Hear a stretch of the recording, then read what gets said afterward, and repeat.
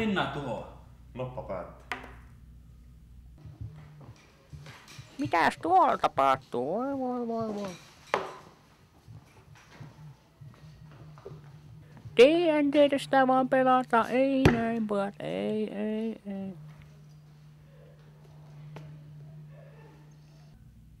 Voi pojat, tässä on yhtään mitään sitten pelata niitä vanhoja Dungeons & Dragonsia, mitään nää on niin 80-lukua. Kun minä ostin sen Mortal Kombatin, aina ilman kanssa juotu teetä ja pelattu sitä ja aina rentoutui se RC. Minä muuten voitan aina.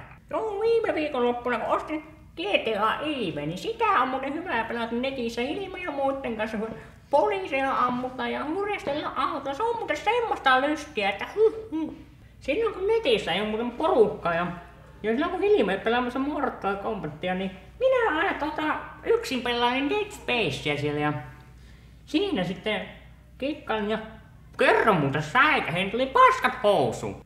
Muuten se tuli muuten mieleen, että kun eilen kaupassa kävin, niin juusto oli hirveän kallista.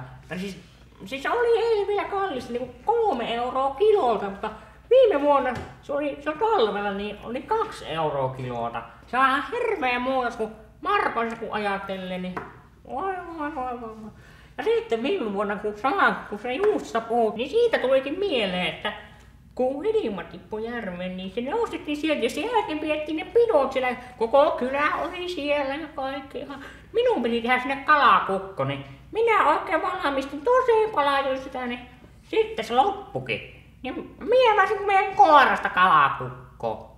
Joo, yksi päivä minä mietin, että minä ostaisin uuden peli, mikä se on se Counter-Strike. Se on kuulemma hyvä nuorten keskuudessa, voisin vähän opettaa niiden, miten ounataan siinä.